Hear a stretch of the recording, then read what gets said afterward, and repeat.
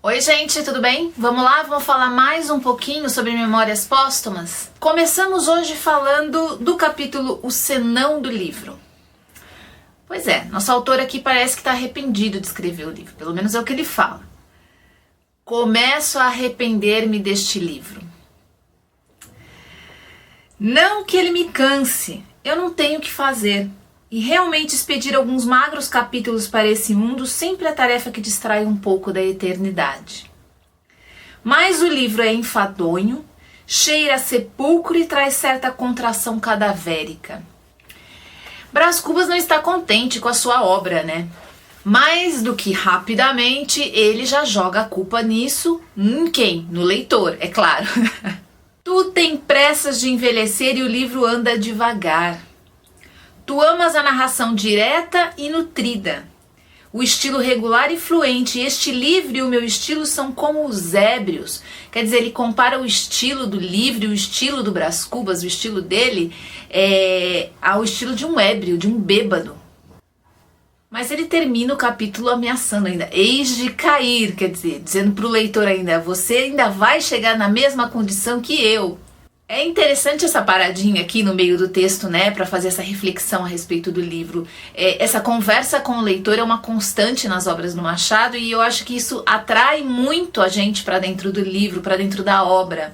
Dá a impressão mesmo que ele está escrevendo e conversando com a gente, né? O capítulo seguinte, o Bibliômano, aí já é um capítulo que eu gosto muito por ser apaixonada pelos livros e ver essa descrição tão bacana que ele faz aqui a respeito das pessoas que amam o livro, o objeto livro, né? Ele descreve como que é esse bibliômano.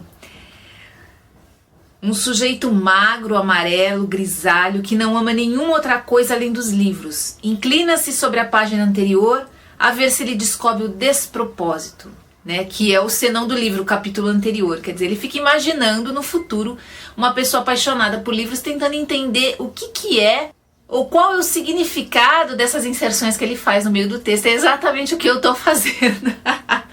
Pois eu me considerei aqui a bibliômana, né?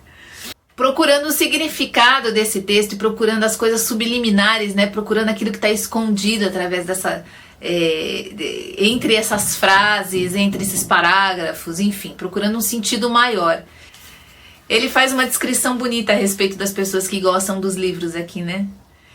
E principalmente quem gosta dos volumes únicos, quem consegue aquela raridade. Acho que a gente que gosta de livros sabe o gosto que dá você conseguir um livro que você quer muito há muito tempo, que é uma coisa rara, difícil, né? Aqui ele fala em volume único, quer dizer, ele imagina que esse livro aqui vai ter um único volume. Eu achei isso aqui uma declaração de amor aos apaixonados pelos livros, tá? Pessoas que têm a função de decifrar o despropósito. Muito bom, muito bom. O capítulo seguinte, o Lanchion, não sei se é assim que se pronuncia, ele já conta aqui um pouquinho como era a rotina dele e de Virgília lá na casinha. Como eram as minhas refeições com Virgília na casinha de Gamboa, onde às vezes fazíamos a nossa patuscada, o nosso lancheon. Vinho, fruta, compotas. Comíamos, é verdade, mas era um comer virgulado de palavrinhas doces, de olhares ternos, de criancices, uma infinidade desses apartes do coração. Aliás, o verdadeiro ininterrupto discurso do amor.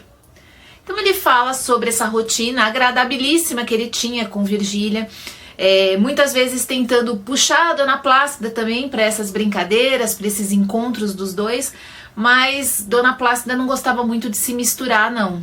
Ficava mais no canto dela, só observando, e Virgília por vezes se ressentia com isso. Enquanto Brás Cubas, mais do que depressa, sacava algumas moedinhas e a história ficava resolvida assim. Ao que tudo indica, eles foram muito felizes nessa casinha, né? Foram períodos alegres e cheios de amor, né? Cheios de boas lembranças para Brás Cubas. Falando em Dona Plácida, o próximo capítulo, a história de Dona Plácida, é todo dedicado a ela e ela conta um pouco por Brás Cubas, um daqueles momentos dela de mais liberdade, né? De mais... em que ela está mais à vontade com Brás Cubas, ela acaba contando um pouco da sua história. Dona Plácida teve uma história muito sofrida, né? Uma vida toda dedicada ao trabalho, à luta, para conseguir sustentar uma mãe doente e uma filha que depois se perdeu, né? Na vida. E Dona Plácida tinha um sonho, ela queria ser casada. E é irônico, né? Ela ser aqui medianeira de um caso de amor, né? Funcionar como cúmplice de uma história de amor adúltera, sendo que um dos maiores sonhos da Dona Plácida era ser uma mulher casada. Dona Plácida acabou caindo numa situação muito precária ao longo da vida, de muito trabalho, mas de poucos recursos, e graças a essa história aqui do Brás Cubas com a Virgília, Dona Plácida conseguiu um outro sentido para a vida, né? Conseguiu uma casa e um amparo também. Ela inclusive fala aqui no texto que ela tinha medo de acabar na rua pedindo esmola, quer dizer, era uma pessoa que estava numa condição muito crítica quando ela aceitou aquela proposta de viver ali aquela situação, né? Nesse capítulo aqui, Brás Cubas só ouve, ele só ouve essa história tão trágica e tão lamentável de Dona Plácida. Mas no capítulo seguinte, o que se chama Comigo, né? Ele faz uma reflexão com ele mesmo a respeito da vida de Dona Plácida. E é óbvio que a reflexão de Brás Cubas não poderia fugir muito do estilo Brás Cubas de refletir a vida, né? Ele fica imaginando aqui essa criança, né? Dona Plácida criança, nascendo, e imagina se perguntando, ainda bebê, né? Aqui estou, para que me chamastes? E a resposta não poderia ser mais cruel. Chamamos-te para queimar os dedos nos tachos, os olhos na costura, comer mal ou não comer, andar de um lado para o outro na faina, adoecendo e sarando, para o fim de tornar a adoecer e sarar outra vez. Esse diálogo aqui é extremamente forte, né? Intenso, porque é o diálogo que um filho tem com os seus pais no momento do seu nascimento, e que ele pergunta: por que me chamastes? Né? E na verdade o que vem é uma série de acontecimentos dramáticos, de situações de muito sofrimento, de muita lástima, sendo que a criança nada mais foi do que um chamado aí num momento de simpatia, como ele mesmo coloca aqui no final do capítulo.